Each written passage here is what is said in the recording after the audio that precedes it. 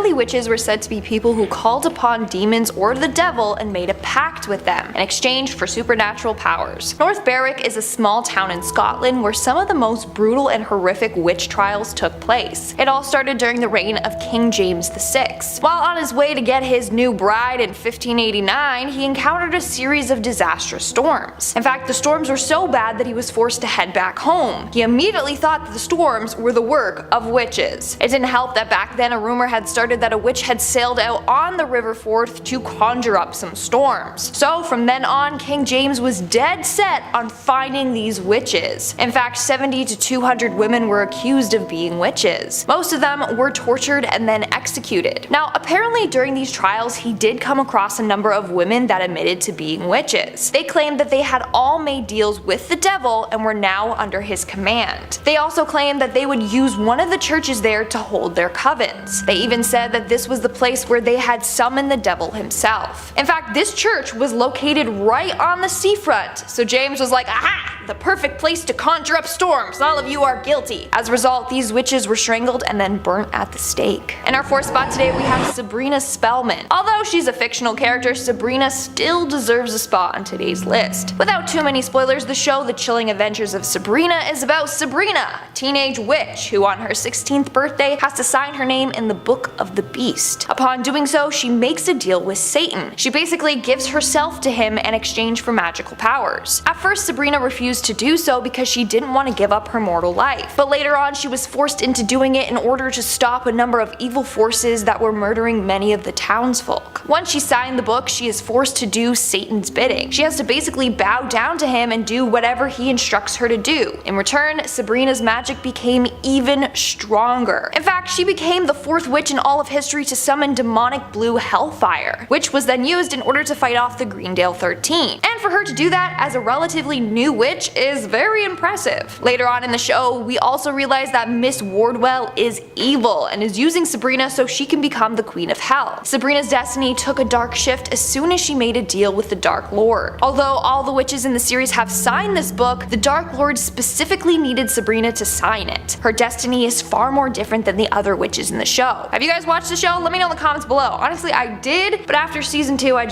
I couldn't anymore. Let me know your thoughts though. Moving on at number 3, we have Lilith. Now, the description of Lilith varies depending on your beliefs. In Jewish folklore, Lilith is a female demon. In Luciferian witchcraft and Luciferianism, Lilith is described as the consort of Samael. Other people believe that she is the wife of Satan or that Lilith was the first wife of Adam. But she wasn't that obedient to him, and Adam didn't like that, so Lilith left. Then God made Eve, who was more obedient. Lilith became jealous and turned into the snake that made Eve take a bite from the apple. The two were banished from the Garden of Eden, and Lilith turned into a demon. Her main goal, to get revenge on all men. Then you have the people that believe Lilith is a child-killing witch. She wasn't able to conceive, so she was jealous of pregnant women and would go around killing them or stealing their babies. In this case, we are looking at the version in which Lilith is a witch, obviously. In this case, Lilith is working alongside Satan to do his dark bidding for him. Their deal is that if she's with him, then she will work for him. But she's not always obedient. In fact, she has gotten frisky with other men. In the TV series Supernatural, Lilith is depicted as a white-eyed, powerful demon. She is said to be the first human that made a deal with Satan and promised to serve him. As a result, she became the first demon. In The Chilling Adventures of Sabrina, we end up finding out that one of the characters, Miss Wardwell, is actually Lilith. She is referred to as Satan's concubine and the mother of demons, and of course, she's a witch. In fact, she is said to be the first witch in existence. She made a deal with Satan or the Dark Lord. According to her story, she was wandering the wasteland aimlessly when she encountered Lucifer, the fallen angel. She made a deal to heal the wounds caused by the loss of his wings, if he in return helped her. She then pledged allegiance to him and became his handmaiden. In the end, Lilith wants to become his queen, which is why she goes to the extreme lengths to do whatever he tells her to do. Moving on to number 2, we have Sarah Good. Now, if you have seen the Fear Street trilogy on Netflix, then chances are you might be a little familiar with this story. The movie was loosely based off of the real witch, Sarah Good, but in the movie they changed her name to Sarah Fear. So Sarah was one of the first 3 women that were accused of witchcraft. It was her, Sarah Osborne, and Tituba. These 2 other ladies were said to be real witches, and when they were accused, they brought forth Sarah Good's name, saying that she was a witch too. Little tattletalers. The townspeople were quick to believe this because Sarah never attended church. She lacked self-discipline and self-control, and she was 38, but apparently she looked like she was 70. That combined with the other ladies' testimonies had everyone against her. In fact, apparently when she was brought in front of the court, a number of witnesses began to twitch and rock back and forth and moan. So they were all like, damn, she's definitely a witch. Look at what she's doing to the people that accused her of being one. Not only that, but her own husband and daughter even admitted to Sarah being a witch as well. And then things kept getting worse and worse for her. At one point in her trial, one of the accusers started acting out and claimed that Sarah attacked her with a knife. In the end, of course, she was found guilty of witchcraft and was sentenced to death. But just before her death, she made a deal with the devil to curse a priest. She said, and I quote, "I am no more a witch than you are a wizard, and if you take my life, God will give you blood to drink." Now when she died, apparently the priest and his land both became cursed, just like Sarah claimed it would. To this day, it's said that Sarah continues to haunt the town, searching for those that have wronged her. And in our number 1 spot today, we have the Bowness witches. In 1679 in Bowness, Scotland, a number of women were accused of being witches. These women were Annabel Thompson, Margaret Pringle, Margaret Hamilton, Bessie Yicker, and another woman named Margaret Hamilton. Now during this time, the hype and fear of witches was dying down. So people were shocked that out of nowhere 5 women were being accused. But rumor has it these women had renounced their baptisms and had been in contact with the devil on a number of occasions. They apparently had eaten, drank, danced, and had intercourse with the devil. Annabel Thompson even admitted that she had made a deal with the devil for a better life. She had been widowed twice, and so she turned to the devil for help, and in return she would be loyal to him. She then invited the other women to come over and do all these things with the devil with her. The women then apparently formed a demonic pact with each other and Satan. One of the Margaret Hamiltons also admitted that she had met the devil. She claimed that the devil came to her in the form of a black dog, and she said that she was his servant for 3 decades already. And another was accused of using her witch magic to help get wealth. As a result, all the witches were found guilty and were strangled at the stake before being burned to ashes. Starting off this countdown, we have Tituba. Tituba is a pretty famous name when it comes to the Salem witch trials because she was the first woman to be accused of practicing witchcraft. So Tituba was a young slave who was under the order of a man named Samuel Parris. She was in charge of looking after his daughter and niece, among other things.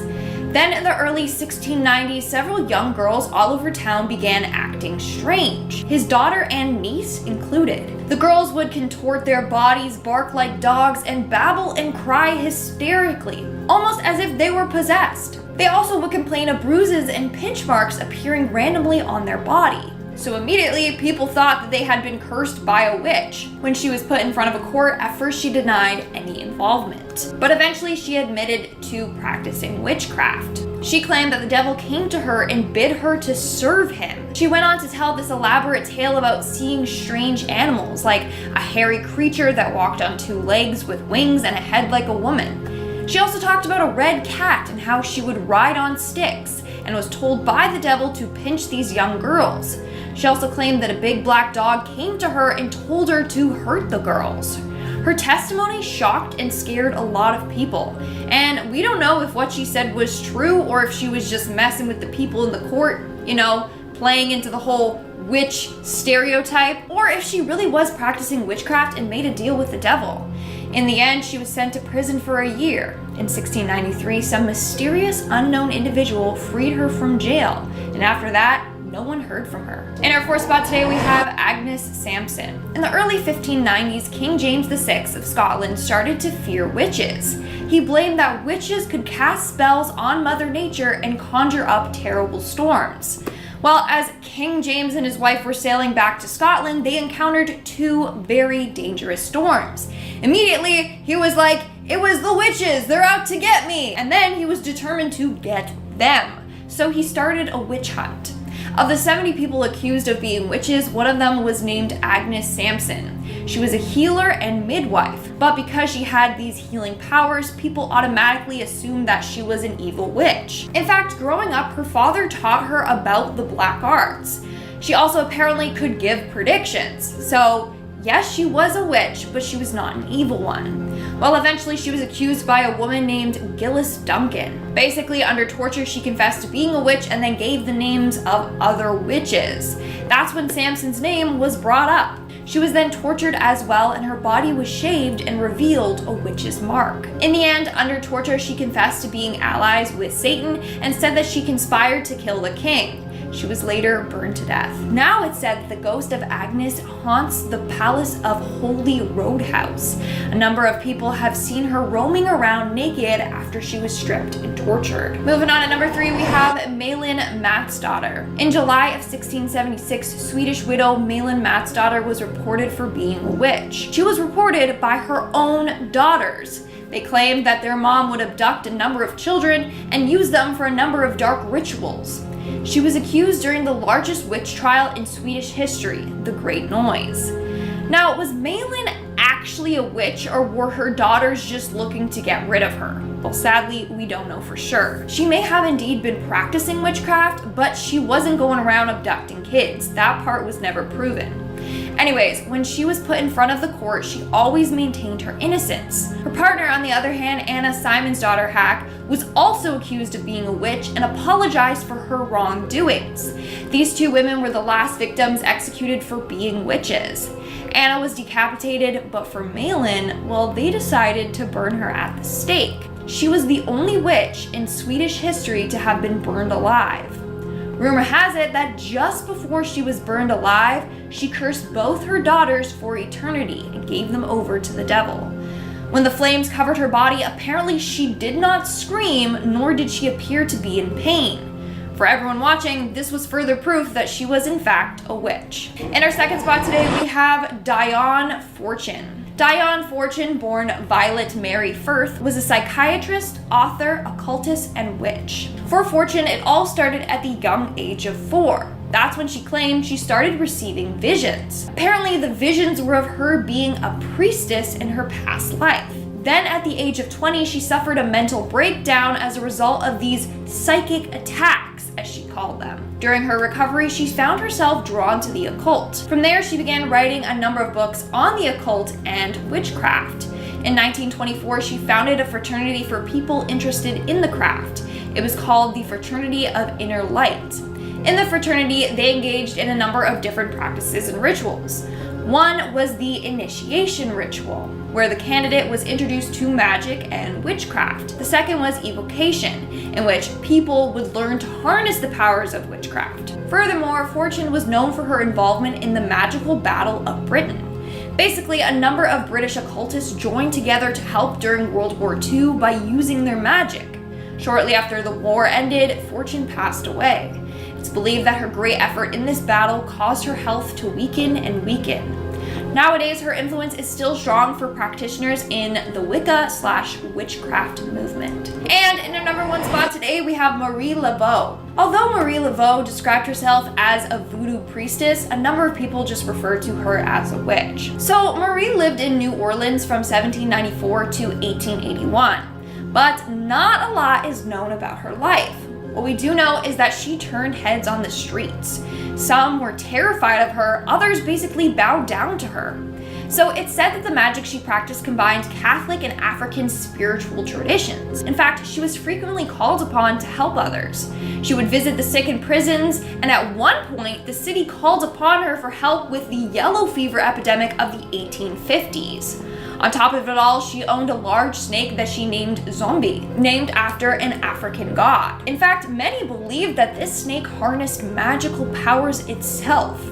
Her most well-known case was when she was called to work on a murder trial of a young man. The man's father came to Marie and promised her anything if she just saved his son. The odds were not in his favor. Everyone for sure thought that the verdict was going to be guilty, but Marie secretly placed several charms throughout the courtroom. And guess what? In the end, the man was found not guilty. That's pretty freaky. After Marie's death, her gravesite was frequently vandalized, but not for what you think. That's because legend goes if you draw an X on her gravestone, Marie's spirit will grant you whatever you want.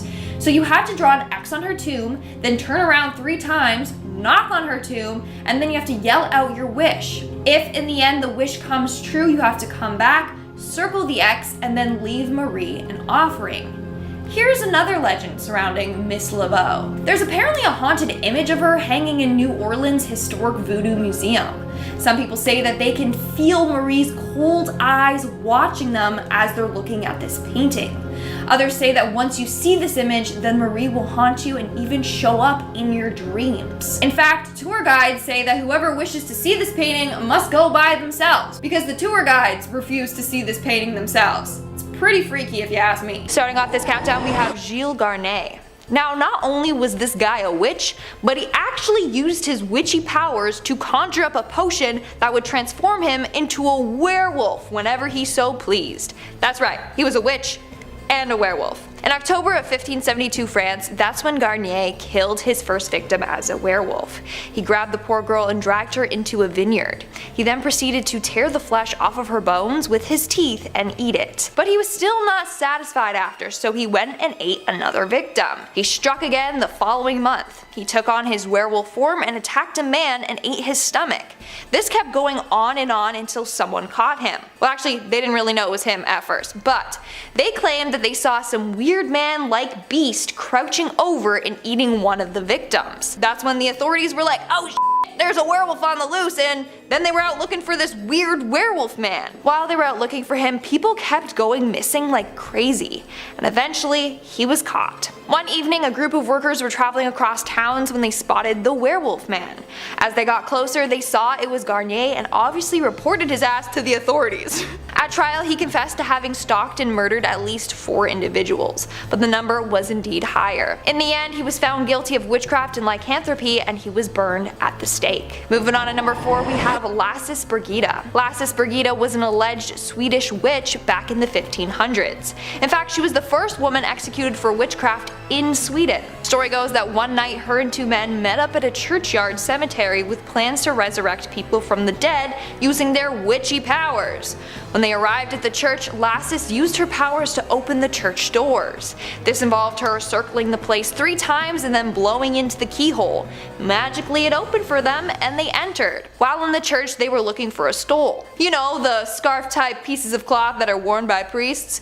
That was needed in order to complete the ritual. After finally finding it, she renounced God and swore herself to the devil. Somehow, people found out that the 3 had attempted to resurrect the dead and reported them. Lasses was decapitated for being a witch, whereas the other 2 men were just fined. That's rough, man. That's rough. I'm also glad that their plan to bring back the dead didn't work. Like, imagine they would have to fight off witches and then zombies. Crazy. Coming in at number 3, we have Agnes Waterhouse. Agnes Waterhouse, otherwise known as Mother Waterhouse, was the first woman in England to be executed for witchcraft. Agnes confessed to being a witch and having a familiar named Satan, which was her cat. Later on, the cat apparently took the form of a toad. The familiar originally belonged to her friend and fellow witch Elizabeth Francis, but was later passed along to her.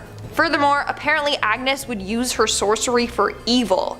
In 1566, she used her witchcraft to try and cause illness to a man named William Fine, and he was not so fine. After that, she used her powers to kill her enemies' livestock and as well as cause them illness. And lastly, she also tried to kill her husband using her powers. In fact, at her trial, one of her neighbors, a 12-year-old girl named Agnes Brown, came forward and testified against her. She claimed that she was visited by a demon dog under the control of Agnes Waterhouse. So according to the girl, one day she was visited by this demon that looked like a black dog with a face of an ape with a short tail, a set of horns, and a silver whistle around its neck. The demon dog appeared at her home and asked for some butter. She refused, and apparently later that day he returned with a knife and threatened to kill her. She said that he was going to thrust his knife in her heart and kill her. When the girl bravely asked to send him, the dog just turned his head toward Waterhouse's home. On July 29, 1566, Agnes Waterhouse was executed.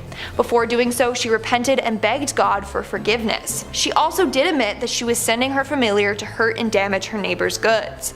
But her neighbor, a tailor named Wardall, had such strong faith that the familiar was unable to mess with him. In the end, Agnes was hanged for her crimes. Moving on to number 2, we have Elizabeth Elizabeth Francis. So Elizabeth Francis was friends with Agnes Waterhouse. Some even say that they were sisters. I don't know.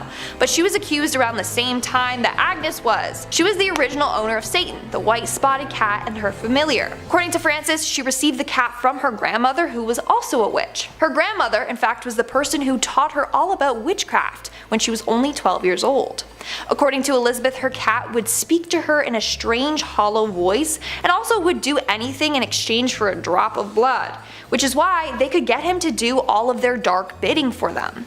During trial, Elizabeth confessed to stealing sheep and killing a number of people, including a man named Andrew Biles. Andrew refused to marry Elizabeth after she became pregnant with his child, so she killed him.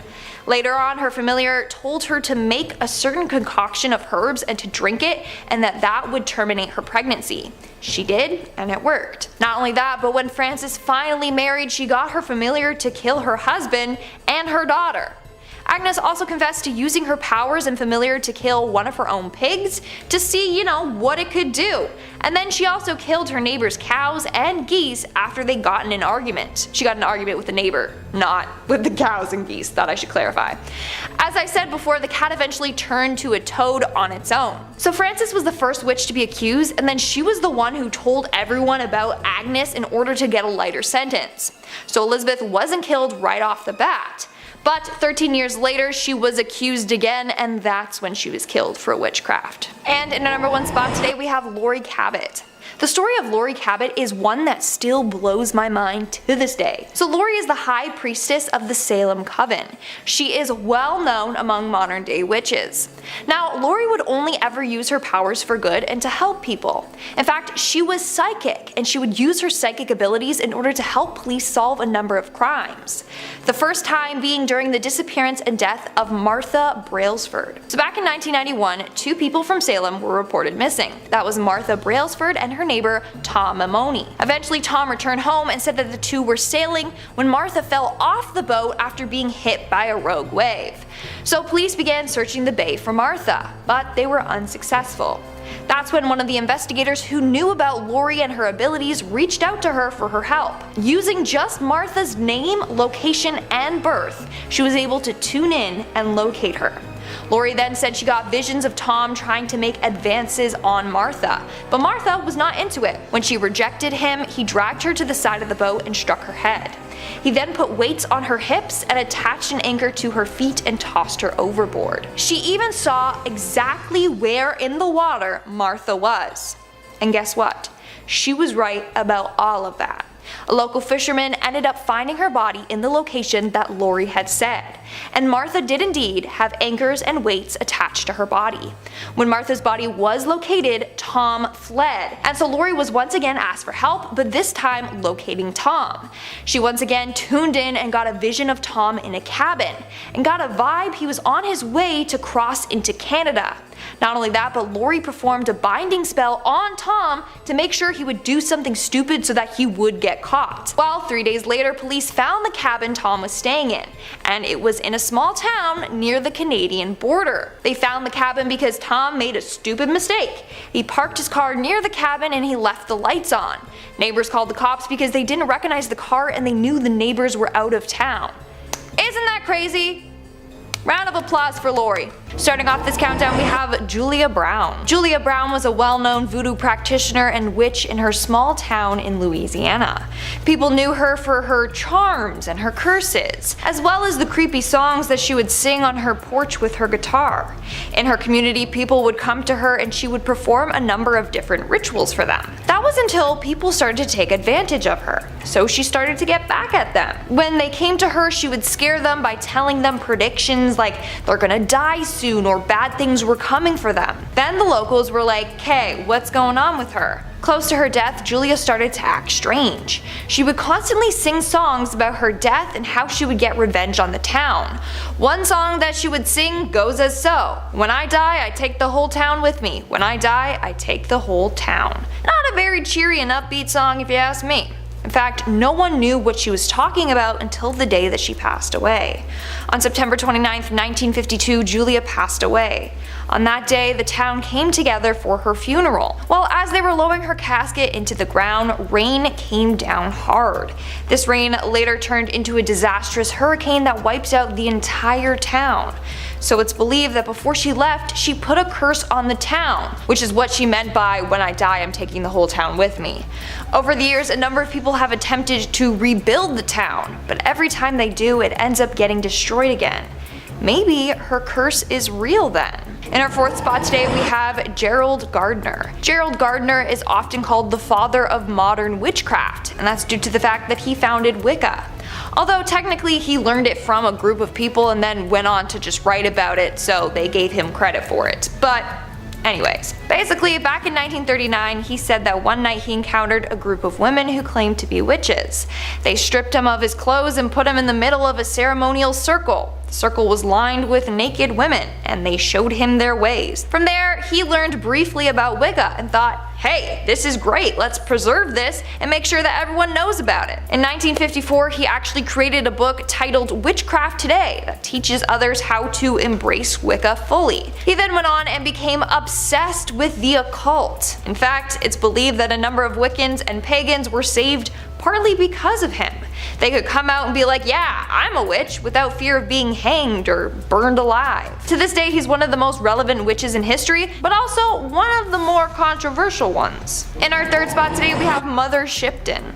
Mother Shipton, otherwise known as Ursula Sonthiel, was born in 1488 England.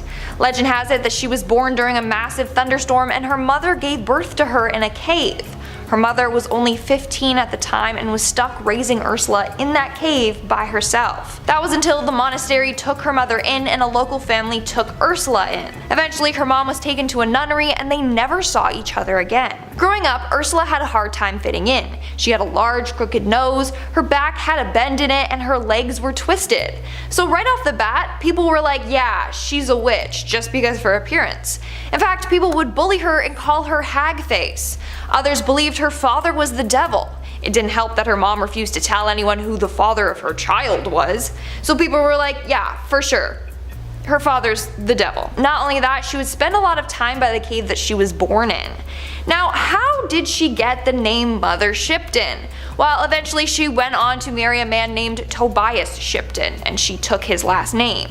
She eventually did partake in witchcraft and would make magical remedies for the sick. So people called her Mother Shipton because she was like a mother to all. At one point in her life, she became psychic and could see into the future. Soon after, she was called the Narrenborough Witch. She made a living off of predicting and sharing the future with others. Moving on to number 2, we have Isabel Godey. Isabel Godey was a Scottish woman from Aldern, a village near the Scottish Highlands. She is well known in history because in 1662 she confessed to witchcraft and may have been executed. We actually don't know because there's no official record of it, so it's a mystery. Basically, during that time, if you were thought to be a witch, they would torture you until you admitted to being one, even if you weren't actually one. Well, Isabel's case sparked a lot of interest because she admitted to being a witch willingly without torture or anything. And she went into great detail on everything that she was doing. She gave 4 separate confessions given over a 6-week period. For example, she said she made a pact with the devil and had been engaging in intercourse with him. She also said that she was part of a coven and would cast spells on the community. She claimed she put a curse on some male authority figures who she felt victimized by. She also cursed her landlord for being a pervert and put one on the local church minister. Lastly, she also admitted that she had the ability to turn into animals and that she was interacting with fairies. Over the centuries, a number of people have analyzed Isabel and have come up with some explanations for her actions. One is that she suffered from psychosis or hallucinations, whereas others think it was a ploy to get maybe a more lenient sentence. But of course, you still have the people who believe that she was an actual witch and did everything that she admitted to doing. And in our number 1 spot today, we have La Voisin. Catherine Montvoisin, or La Voisin, was a witch that lived in France in the mid-1600s. Her witchcraft mainly comprised of mixing and creating potions, poisons, and medicines.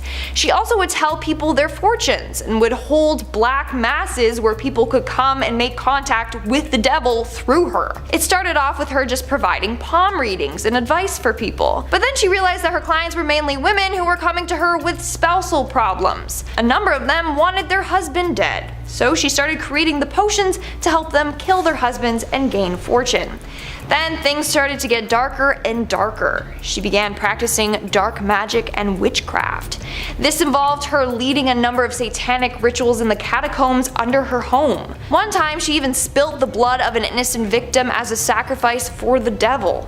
Eventually, Catherine was arrested for practicing witchcraft and for being involved in a number of murders. She was publicly burned at the stake in 1680. Number 5 on this list is what I'm going to be nicknaming the Scottish Witch from the Woods. I stumbled across a Scottish story about a witch where they were unable to discover her name. Hundreds of years ago, when Scotland was still being first developed, there was a village in the north of the country. This village was positioned directly next to a forest that they wanted to chop down and expand into. When they began their process of chopping down the forest, a witch, or the Witch of the Woods, came out and warned them that if they continued, she would curse their entire community. The women would become infertile, the crops would never grow, and people would go missing. Fearing for their safety, the group came to an agreement with this witch, where they were allowed to chop down a small section of the forest in exchange for leaving one sack every harvest of grain or produce by the edge of the forest. This agreement held true for quite a while until the community started to get less fearful and more greedy. They decided to go against this witch and chop down the rest of the forest without fear of consequence. When the witch came out of the forest again to address their betrayal,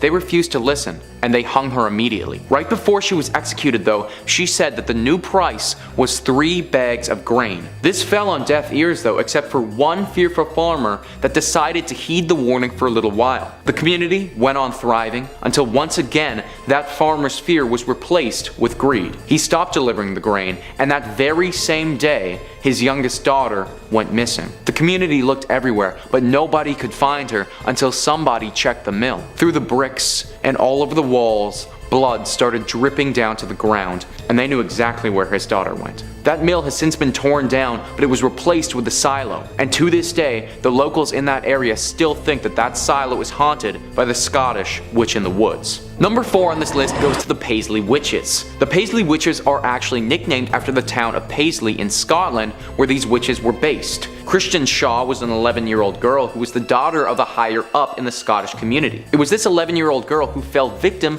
to the curse of several witches. It started with a deep sickness that manufactured itself like any other: fevers, chills, exhaustion. But some reports say that it became much more than that. The story goes that Shaw on one occasion levitated from her bed, and on another occasion started chanting some deep curse. It was clear to everybody involved, including Shaw, that some form of Scottish witchcraft was afoot. Now, she made it evident that she believed multiple witches were involved in causing her ailment, 7 of them in fact. A trial was held for these witches where it was discovered that they all had the witch's mark, or the devil's mark as some like to call it, on their bodies. After this evidence came to light, the jury's decision was easy and all of the witches were sentenced to death. Now, this story was a long time ago, and it's hard to know for certain whether these individuals had anything to do with Shaw's ailment and witchcraft, or if they were wrongly accused, tried improperly, and the story has been exaggerated over time, which frankly is not unlike other potential witch stories during this period. The only thing that we can say for certain though is that the people back then and the 11-year-old Christian Shaw believed wholeheartedly that this group of Paisley witches was just that: witches. Number 3 on this list is Helen Duncan. Helen Duncan was a Scottish witch who traveled throughout Europe and actually isn't that far removed from present day. She died in 1956 and is known by some to be the last Scottish witch. As a young girl, she was considered by most to be a normal, albeit outspoken and loud, growing child. It wasn't until midway through her life that she started seriously practicing witchcraft. Helen garnered a name for herself by regularly performing seances every evening and having the ability to communicate with the dead. During her nightly rituals, she would invite viewers to come and watch. These viewers had reported seeing the materialization of ghostly figures directly in front of their eyes when Helen entered her deep witchly trance. Helen was also capable of and would often excrete a strange-looking ectoplasm from her mouth while she was doing this. And if this wasn't enough, Duncan could also see things that others couldn't.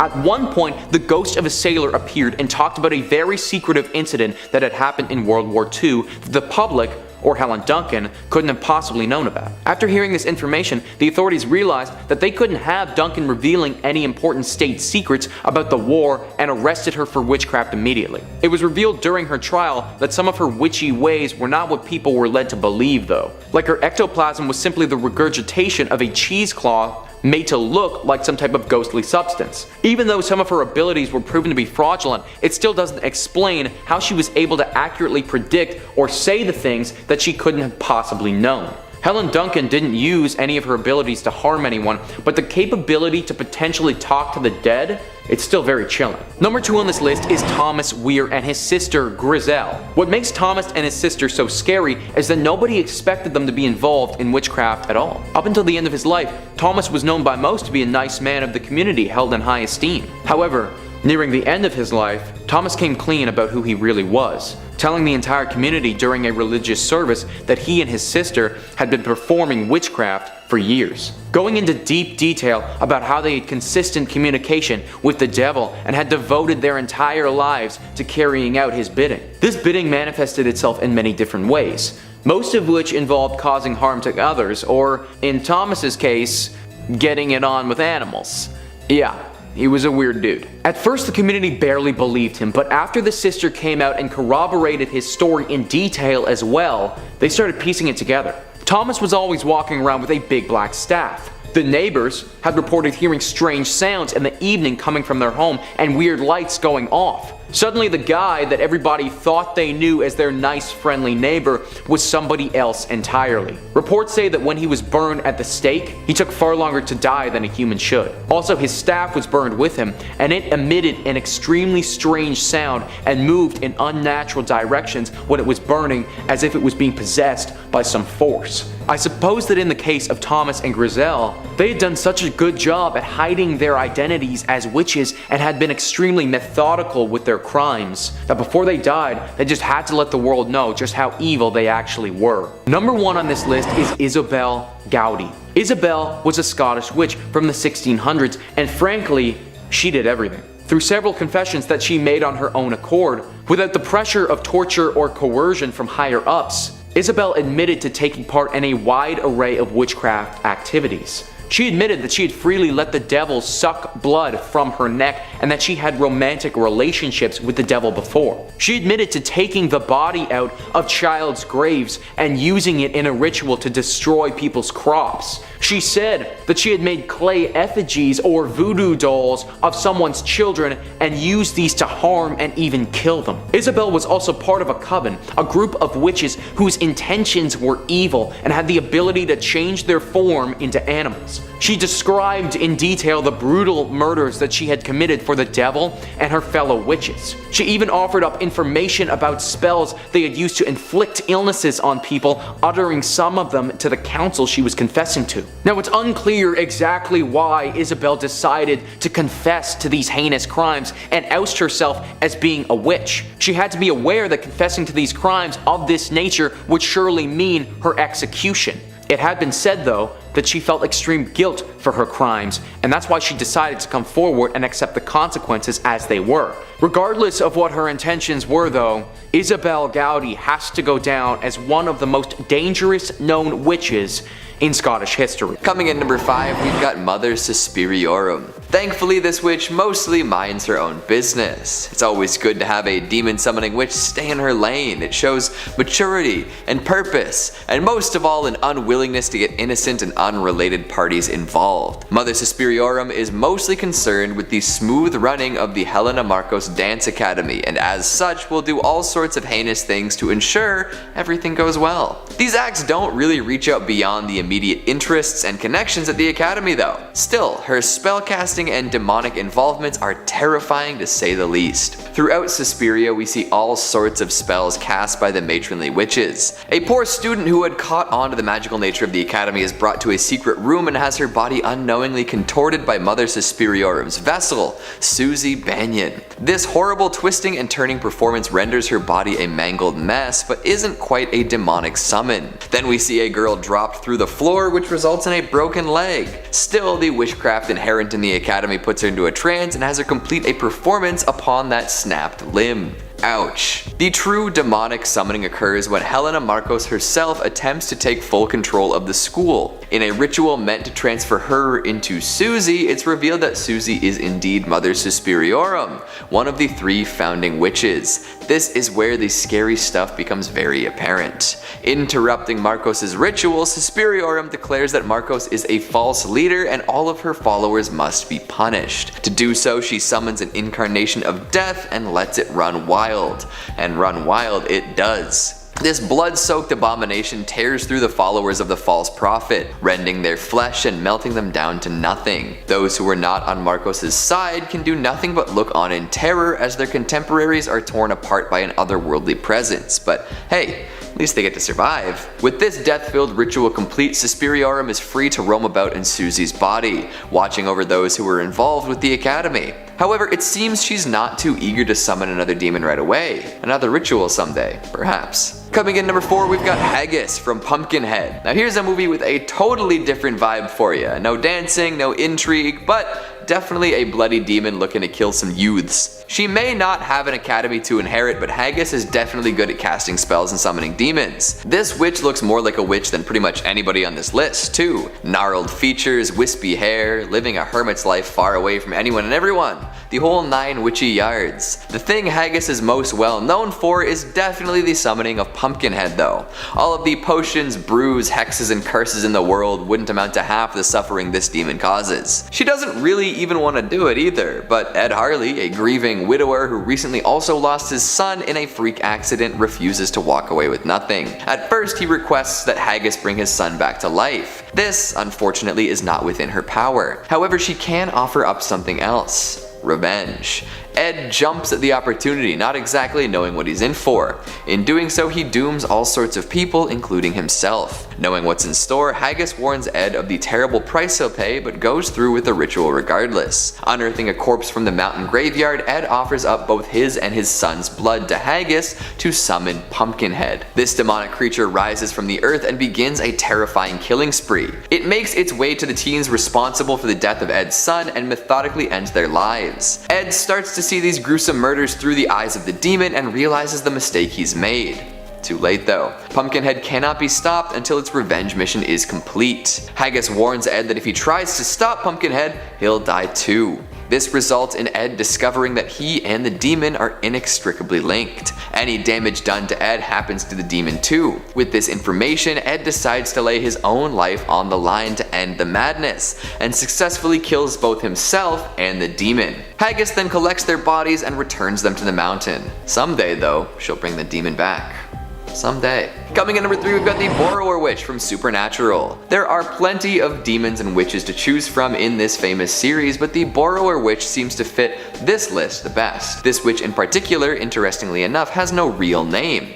She's known almost exclusively by her title. To gain her supernatural powers, this woman made a deal with the demon. For her soul, she received a demonic signet ring which provided her with great power. She was able to cast many spells, and her life was extended far beyond the limits of an average individual. However, as her life started to wane, she decided it was time to pass on her gift. This wasn't a pleasant mentorship opportunity though. She decided that she was going to go on a killing spree to attract another promising young witch. Oh, and so she did.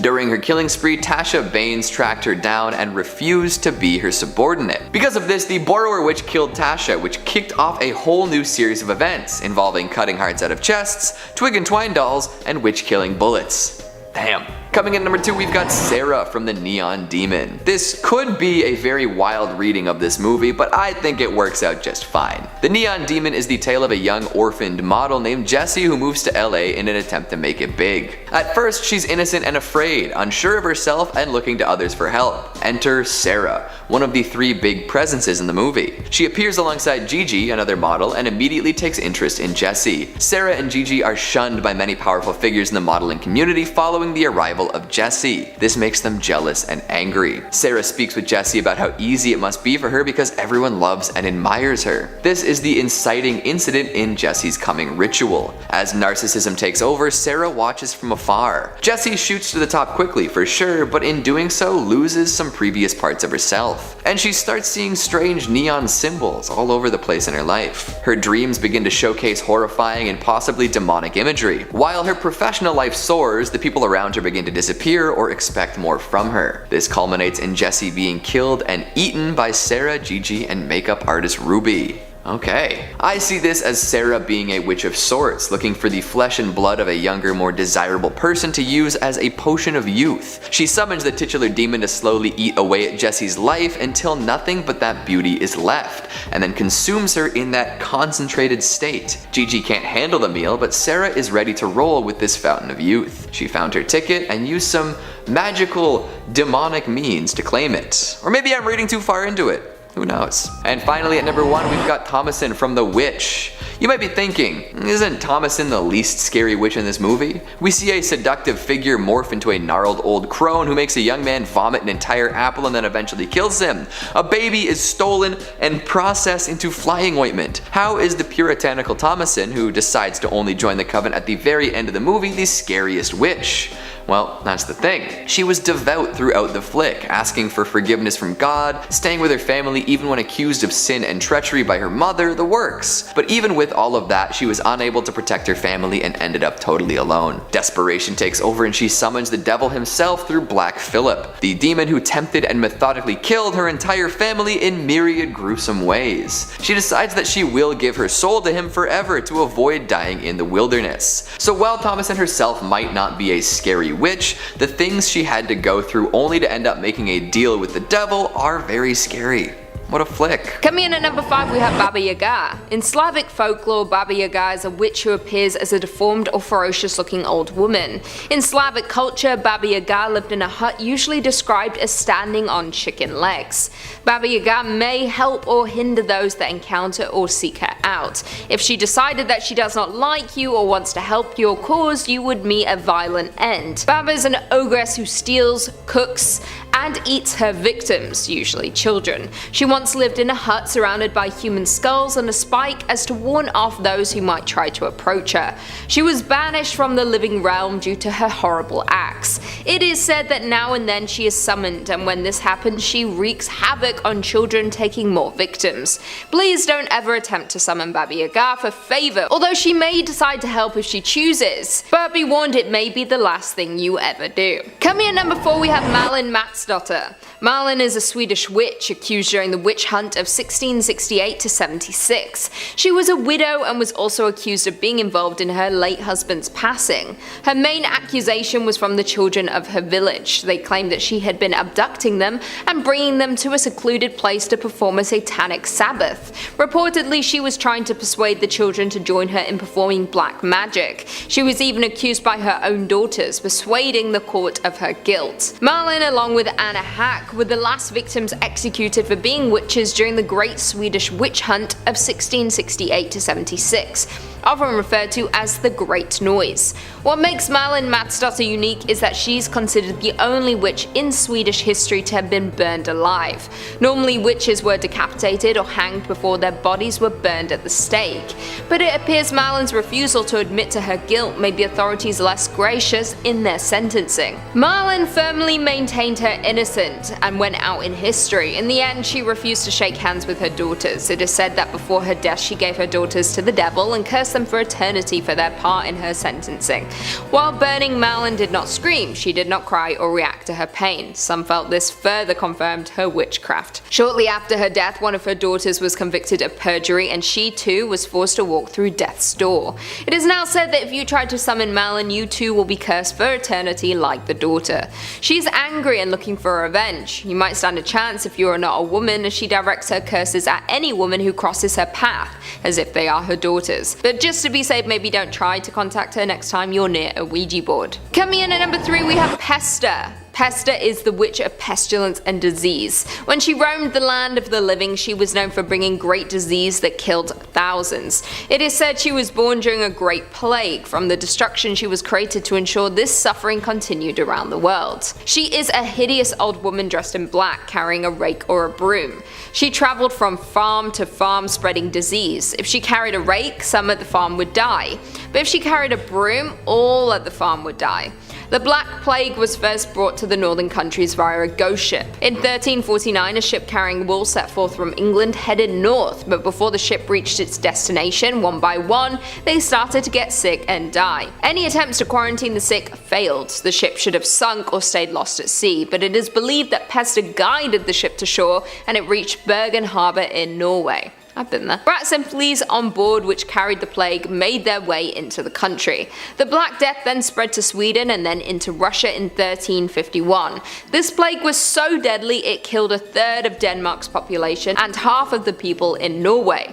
It is said that if you did try to summon her, she would bring with her a great plague. Maybe someone was messing around with her in December of 2019. If so, please never do that again. Coming in at number 2 we have Vet. Vet, also known as Mare, is a young woman who would bring bad dreams to people by sitting on them while they slept. She causes sleep paralysis in her victims. Mare often appears in Germanic folklore. She takes many different shapes and sizes. The tale of the Mare might be connected to old hag syndrome. You wake up and you can't move. You feel an immense amount of pressure on your chest that makes it difficult to breathe. And you can sense or see someone is in the room with you. It can be a frightening experience. For years, people have taken this experience as a physical encounter with a ghost because when it happens, you are fully awake. You can see, hear, smell, and feel. So it feels like someone or something is holding you down. In essence, you are paralyzed. As well as this, when a person wakes too quickly, hallucinations can occur. This explains the smaller percentage of people who report seeing Vet rather than being paralyzed by her. Vet has a good connection with the mortal world. Some say she has somehow found a way to invade our nightmares, as this is when we are most vulnerable. It does not take much to invite her into your mind, so you need to be careful to not think or speak of Vet. Her attack is terrifying, as there is nothing you can do once she has her hands on you. Once she has you, she can hold onto your mind for years, so avoid her at all costs. And finally, in at number 1, we have Sarah Good. Sarah Good is world famous for being the first witch to be killed in the Salem witch trials. It all started on March 1st, 1692, when Sarah Good was charged with witchcraft along with Sarah Osborne and Tituba. Sarah Good was an easy target for witchcraft. She was a beggar, almost at the very bottom of the social ladder. When Sarah Good was charged, she was a complete wreck. Because of all the stress when she was charged at the age of 38, she looked as if she was 70 years old. To top it all off, she was pregnant and also had a 4.5-year-old daughter named Dorcas Good. She gave birth to the infant she was pregnant with in jail. Sarah Good's trial was not successful. The verdict was decided before the trial. She was a witch. Many people testified against Sarah Good, including her husband and her daughter, Dorcas Good. During her trial, she said that she was muttering psalms to herself. Unfortunately, she could not come up with any of the psalms during the trial, something that was too much of a coincidence. She also never attended church. Even the most trusting Congregationalists would find that a bit odd. In court, Sarah said that she did not attend church because she did not have clothes good enough for church. Unsurprisingly, she was found guilty, and because she refused to confess, she was sentenced to death. She stayed in jail until July 19th, 1692, when she was executed. Just before her execution, she was asked to confess. She refused. Instead, she cursed the people, saying, "I'm no more a witch than you are a wizard, and if you take away my life, God will give you blood to drink." It is said that she cursed the land, and a terrible fate followed those responsible for her death. It is said that those who have tried to summon her over the years have been cursed to either have dreadful luck in their life or meet a tragic end. Coming in at number 5, we have Hulda. Hulda is a witch who is rumored to live deep within the forest, secluded from the rest of the world. It is said that if you get lost in the woods, it is usually due to the influence of Hulda's magic. She influences children to wander off on their own so that she may trap them. She has also been known to offer magical favors to children who find her. She just requests in return they visit her again with their friends or siblings. Once Hulda has captured and trapped the children, she will cook and consume them, leaving no evidence behind that they were ever there. If she doesn't eat the children herself, she will serve them to the next children who find her home as a sick punishment. It is believed that Hulda once had a daughter. The daughter was evil and was used using dark magic to hurt people, including the rest of Holder's family. When Holder lost everyone who she cared for, she destroyed her daughter to make sure she could never hurt anyone again. Since then, she has spent her days luring children to her and destroying them as she did her own daughter. So don't wander off if you're ever walking in the woods and absolutely do not summon Holder, or you might notice kids going missing around your neighborhood. Coming in at number 4, we have Agatha Harkness. Agatha is one of the original witches from Salem, though she was not caught. She started as one of the lower witches of her coven, but quickly rose in the ranks amongst her fellow witches. It is said that she practices dark magic. Her mother was once one of the greatest witches. She was confronted by the rest of her coven for practicing dark magic, something that was not allowed. They attempted to destroy her for her crimes, but they did not realize how strong her power was.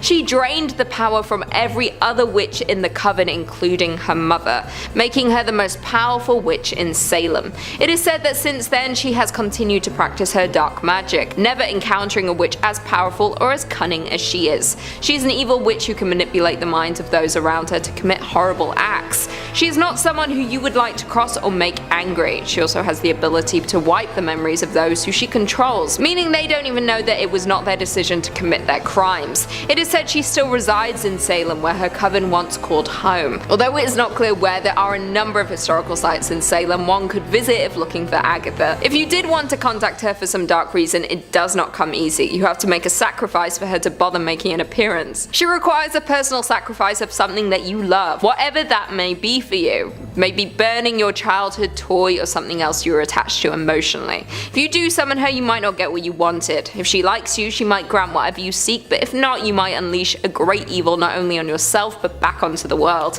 I think it would be best for everyone that we leave Agatha to whatever realm she is currently hiding in. Coming in at number 3, La Llorona. Is she just a legend, a ghost, or maybe a witch? Some believe La Llorona to be a powerful witch. How else would she have remained so strong in the mortal realm after her death and able to trap so many victims? The story of La Llorona is that long ago a woman named Maria married a rich man with whom she eventually had 2 children. Then their marriage hit a rough patch. Her husband spent less and less time at home, and whenever he was home he paid attention only to the children. Eventually she sees him with another woman. Enraged beyond reason, some versions claim Maria drowned her 2 children, but she immediately regretted it, crying out, "Oh, my children!"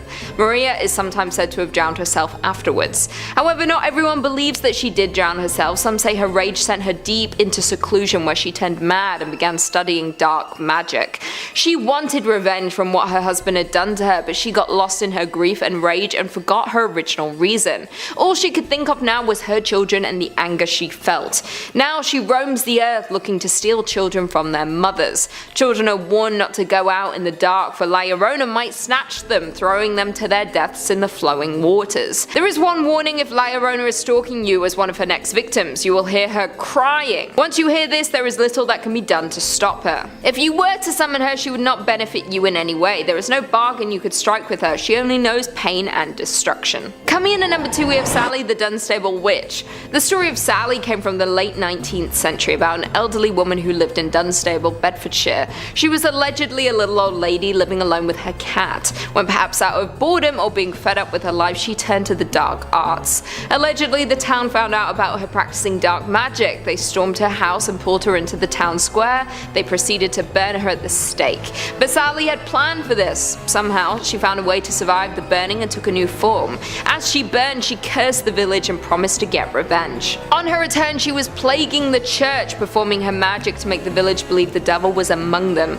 Scared, they called in an exorcist. He discovered Sally and her magic. It is said that he backed her into a corner and was able to trap her. Once trapped, they buried her in the graveyard. It is said that they gave her grave a peephole, as they always wanted to tell that she was still in there. The townspeople were terrified she would once again return to terrorize them. She is still used as a tale to this day to get the children to behave, saying if they didn't, she might return. Maybe if you found her grave, you could peer in to see if she is still trapped, or maybe she's already escaped. And finally, in at number 1, we have Guahona. The Guahona is a creature in Cantabrian legend resembling a disfigured human female. She is thought to resemble one of the many forms of of witches and hags of medieval Europe. She is covered from head to toe in an old thin black cloak. Her hands and feet are not bird legs, her face is yellow and consumed by rough and hairy warts, her eyes are tiny and bright as stars. Her aquiline nose and mouth contain a single black razor-sharp teeth, which extends long enough to be under her chin and used to suck blood. The creature only appears at night. It is unknown where she is meant to sleep during the day, although it is suspected to be hiding underground. Guahona invades homes without getting noticed and walks silently towards healthy young children to suck their blood in their sleep by sticking her tooth into their veins. She does not kill them, instead leaving them almost bloodless, so when they wake up in the morning they will be tired, pale and discolored, so looking like me. Guahona also attacks adults. Why do all witches seem to hate children? It seems if you summon any of these witches you'll be putting children in danger. Being drained of all your blood does not sound like a nice way to die. Nope. Coming in at number 5 we have Frau Perchta. This is a terrifying Christmas witch. Christmas is usually a time of togetherness, happiness, celebrations and lots of food, right? Well, in Austrian and Bavarian tradition, people have a little bit more to fear. Everyone has heard of Krampus, the half-goat, half-demon that punishes misbehaved children at Christmas, but few have heard of the ruthless Frau Perchta. This old hag is not to be underestimated. Perchta is often depicted as a crone with an iron-beaked nose, dressed in rags and sometimes carrying a cane. The other thing she carries is a bit more sinister, a massive knife hidden under her skirt, and she certainly loves to use it. You don't get the nickname Belly Slicer for no reason. Legends say that the witch punishes bad children and rewards the good. Sounds a bit like Santa Claus, however a lump of coal sure beats what her punishment entails. Frau Perchta apparently hates children who are dishonest and will scrape their tongues if they lie. Unfortunately, being an adult won't save you from the Christmas witch. Frau Perchta has a thing about domestic cleanliness and will punish women if their homes aren't clean enough. Ladies also feel her wrath if they leave their flax unspun, but the punishment doesn't seem to fit the crime. By the 12th night, or January 6th, if your home is messy, your flax left unspun, and you didn't leave out a bowl of porridge for her, Frau Perchta will slice open your belly with her long knife, remove your organs and fill your insides with rocks and straw. So if you want to avoid being disemboweled by Frau Perchta, maybe skip out on summoning her this Christmas. Coming in at number 4 we have Isabel Gowdy. Isabel Gowdy is a Scottish woman made famous for her extremely detailed confession of witchcraft in 1662. Unlike many other women at the time, she was not tortured for her testimony and willingly gave it on her own volition.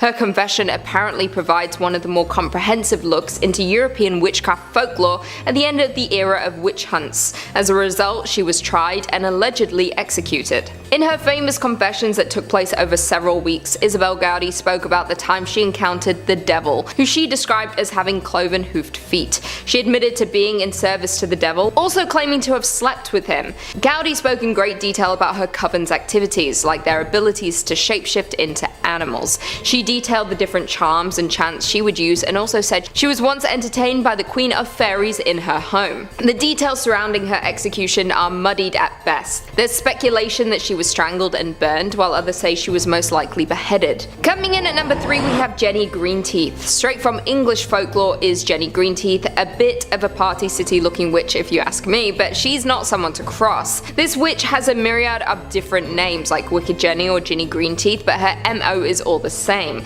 The water-dwelling hag is said to have an affinity for drowning the vulnerable. This legendary witch has a bit of a monstrous appearance with long arms, sharp teeth, and wild hair. Her skin is a grotesque shade of green and resembles duckweed, a type of weed that is one of Britain's most common small water plants. Because of this, she's often associated with ponds and rivers with the weed growing on it, and it's said to be an indicator of her presence. From the 19th century onwards, children have been warned to steer clear from bodies of water, with the threat of Jenny Greenteeth drowning them. It was also said that if they stuck around a pond too long, her long arms would drag them into the water. Elderly folks will also suffer the same fate should they not listen to the warnings. Fun fact, Jenny Greenteeth actually inspired Meg Mucklebones in Ridley Scott's Legend. In at number 2 we have Moll Dyer. Moll Dyer has a bit of a tragic backstory, but her legend still runs strong in the community in which she lived. In 17th century Leonardtown, Maryland, Moll Dyer was an old woman who was accused of witchcraft and ultimately suffered a fate similar to those of the Salem witch trials. Although historical records have yet to prove her existence, there were several Dyers in the area at the time, so it's possible that Moll was simply a nickname. And despite this, there's a street, a stream, and a large rock named after this alleged witch.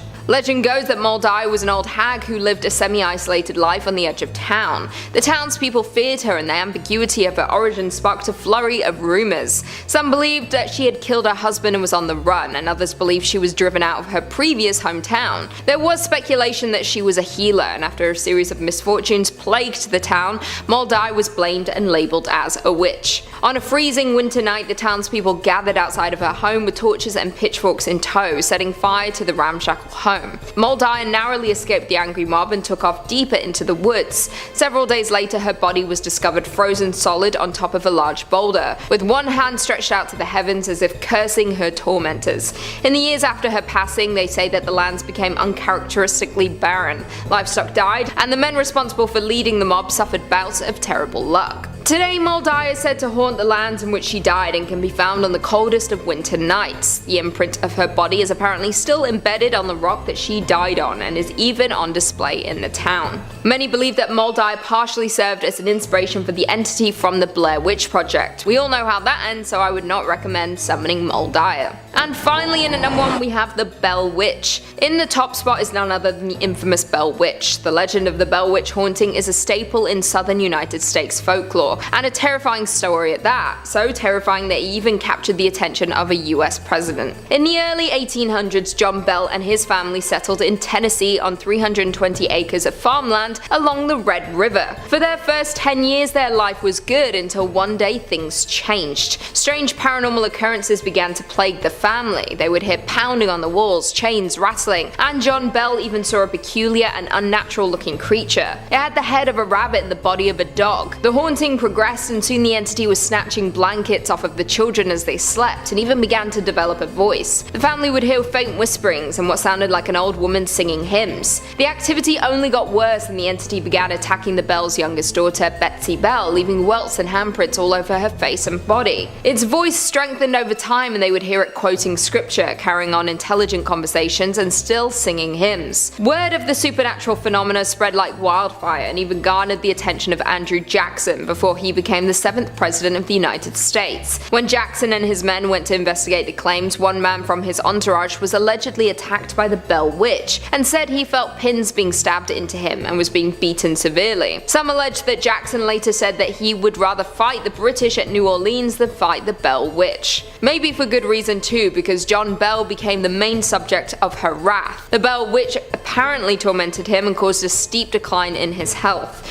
John Bell eventually died and the witch took responsibility, claiming she had poisoned him. The Bell Witch is said to still haunt the property today and is regarded as one of the most famous pieces of southern lore. Starting off this countdown, we have the West Branch Witch. This witch is pretty famous in Ohio. So legend goes that there's this witch that many people have encountered in West Branch State Park. This witch tends to dress head to toe in all black. The first appearance was reported in 1960 by a man named B.A. Evans. He recently purchased a piece of land and later discovered a small cemetery on it. The cemetery contained 7 gravestones surrounded by a 40-inch wall. The gravestones are apparently from a family named the Elliots. Now, the headstone that gets the most attention is that of Clemenza. Clemenza was apparently killed by a group of townspeople after being accused of being a witch. As a result, she was pressed to death. A wooden board was placed on her, and then on top was piled with stones until,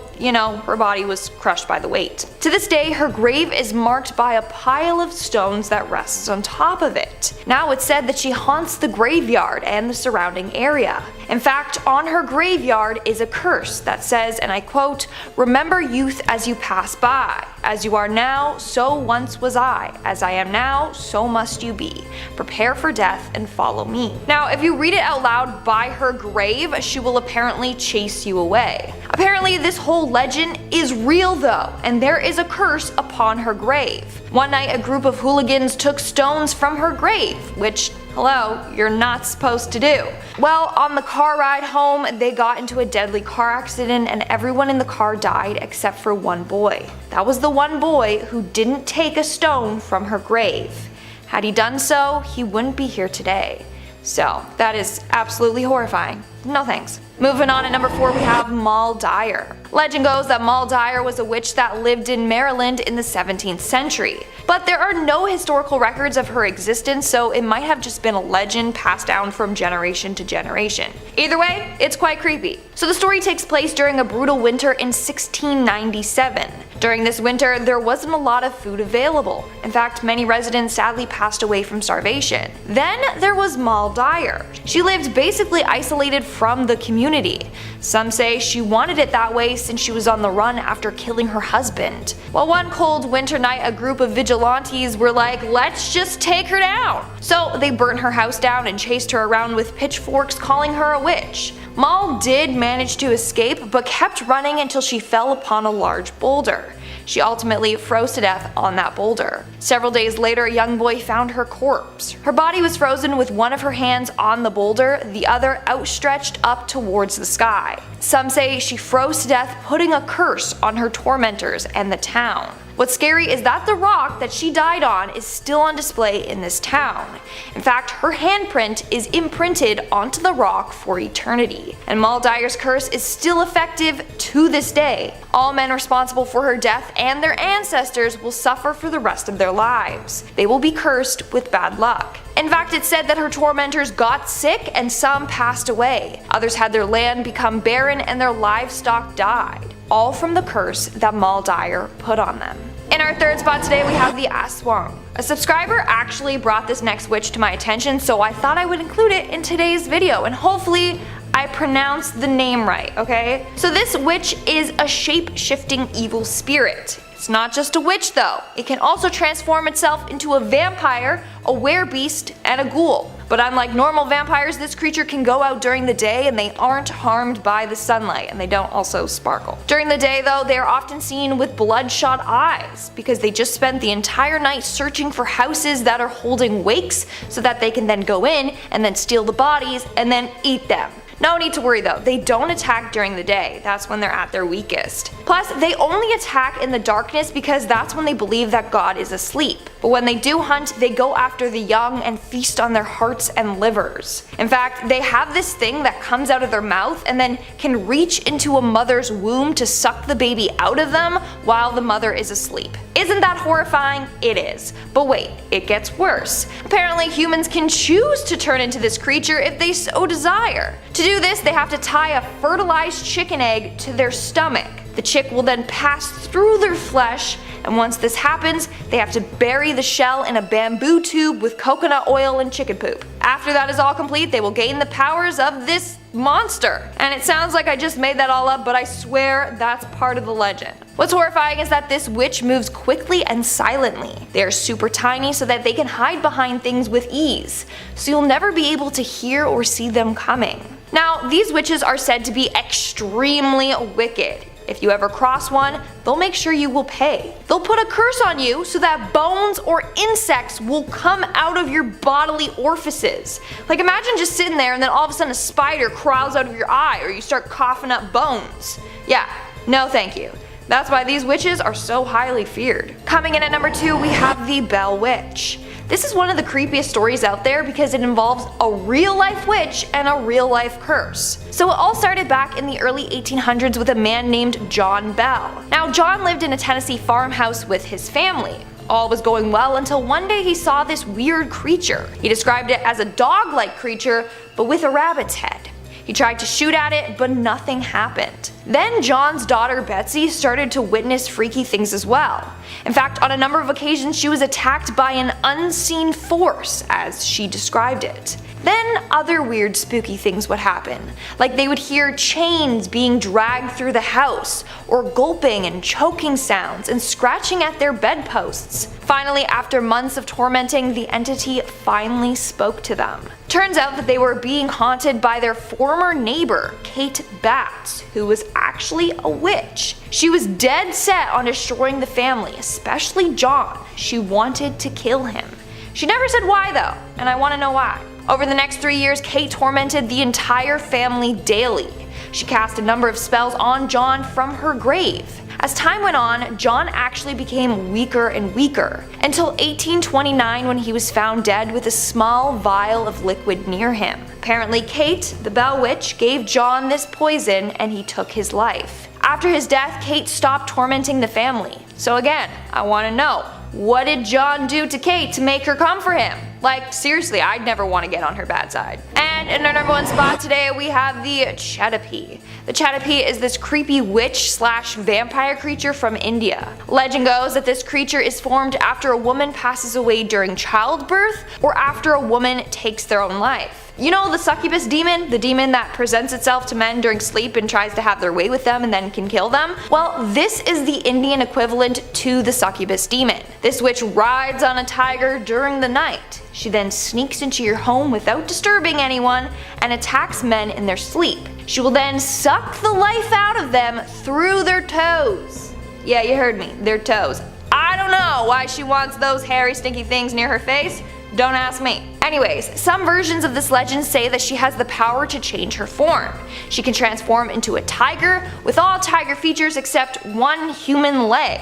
She also has hypnotic powers. She can cast a spell on the entire household so that everyone is in a trance-like state and won't wake up upon her entering. That's how she can come and go with ease. Now, this witch is so powerful that she can come after the strongest of men. And just like the succubus demon, she won't kill the man in one night. So she will revisit the house over and over again, slowly draining the life out of the man.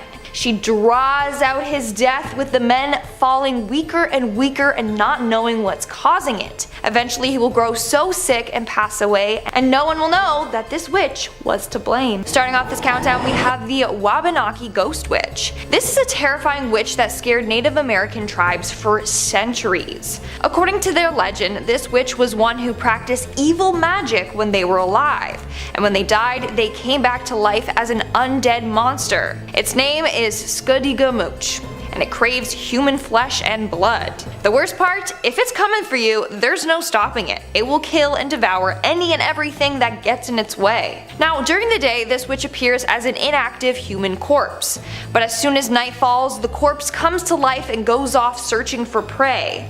In fact, it moves fairly quickly. It can transform itself into a ball of light and wisp around fast looking for someone to snack on. Once it finds its victim, it attacks from above.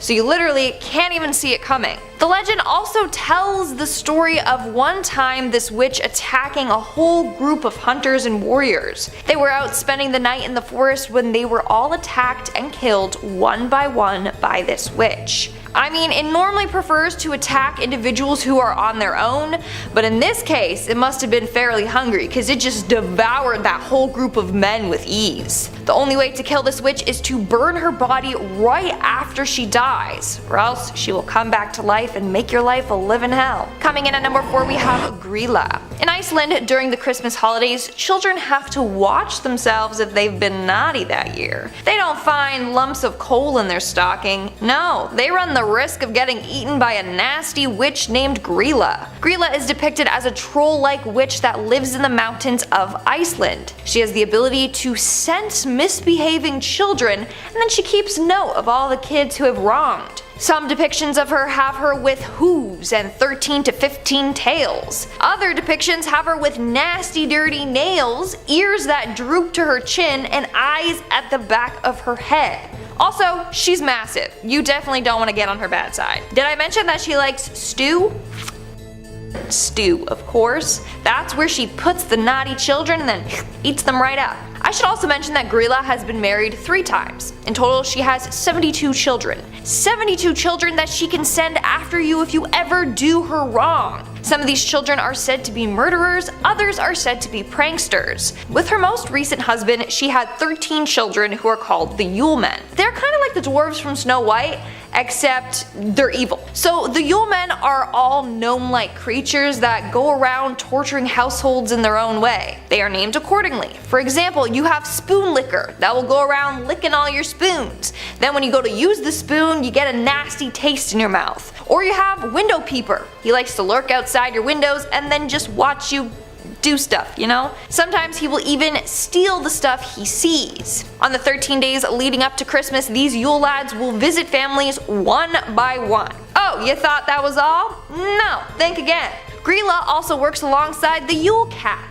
The Yule cat is this monstrous beast that is said to tower above even the tallest houses. On Christmas Eve, she goes around eating So not only do you have to worry about Grilla, but you have to worry about her evil kids and her vicious cat that she can send after you as well. Moving on to number 3, we have Nailba. In 1990s, families in Bangalore were worried after hearing a story about a scary witch named Nailba. Story goes that one night a family was about to go to bed when they heard the sound of one of their family members' voice coming from outside. The father of the house opened the door about to welcome them in, but when he did, to his horrors, it was not his relative. Standing before him was an old woman, but before he could even say anything, this woman attacked him and instantly killed him. The next day, something similar happened to another family. It was late at night, they were about to go to bed when they heard a familiar voice outside. This time, the old woman attacked and killed the man with her nasty sharp nails. After a number of deaths in the village, everyone got spooked. They thought this was the works of a serial killer, but no, it was indeed something much worse. It was the work of this evil witch. And some believe the story to be true, and are fearful that they too will fall victim to her. In order to avoid encountering her, people would write Nailba on the door, which means come tomorrow. The witch would then see the sign and come again tomorrow to try and kill you. But as long as the words were still written on the door, you were safe for her. You know, like she'd come, oh, I'll come again tomorrow. Oh, okay, I'll come again tomorrow. You know, you get it. If not, she will try to trick you into opening your door for her, and then bam, you're dead. In our second spot today, we have La Lechuza. This is a popular witch in Mexican folklore. Legend goes that Lechuza was a woman that was caught practicing dark magic. The townsfolk were horrified and as a result had her killed. But Lechuza never fully died. She came back, taking form as a creepy bird lady, and promised she would seek revenge on the town. Now, she is a shapeshifter. She has the ability to look like a normal woman during the day, and then as a huge bird with a human's face during the night. I mean, her name literally means owl in English. So she's just this terrifying owl lady that likes to kill innocent people. In some stories, she is described as being 7 foot tall with a wingspan of 15 feet. She flies through the night hunting her prey. She often will perch on a tree branch and just watch from above. If you hear a bird screech at night, this is a bad omen. It's a sign that Lechuza is out looking for her next victim, and it could be you. Also, this witch can pretend to be a baby to trick her victims. She can disguise her voice and cry outside your door, so you're like, oh no, someone left a baby on my doorstep, and then you go outside and it's not Harry Potter left by Dumbledore. No, it's Lechuza, who will swoop down and carry you away with her sharp talons. She has the strength to carry a full grown man. So no one is safe. She's also known to attack from windows. You might be trying to sleep when all of a sudden you hear this annoying whistling or screeching noise coming from outside your window. You get so annoyed you whip the window open and bam, she'll attack you and scratch your eyes out. She's also known to run people off the road. So she's definitely someone you don't want to take on. And in our number 1 spot today we have Black Annis. Black Annis is a tall, nasty witch from English folklore. She is depicted as having a blue face with glowing eyes, long sharp teeth, and claw-like fingers, which she uses to rip the skin off of her victims. So this witch is said to haunt the countryside of Leicestershire. She waits in the woods there until she finds herself the perfect victim. She will then pounce on them, rip them open, and feast on them. She likes to drain them completely of blood by sucking it out of them, and then feasts on their insides. To make matters worse, she will keep the deceased with her, and once their skin is completely dried out, she will use the skin and sew it together to make clothes for herself. Like what the actual hell? It's giving me Buffalo Bill vibes for sure. Due to this legend, kids were told never to go into Dane Hills alone, for that's where she supposedly lives. Not only that, if you're out in the woods and hear a high-pitched howl, you know that she's close. Furthermore, if you listen carefully, sometimes you'll be able to hear her sharp teeth grinding together as she waits for her prey.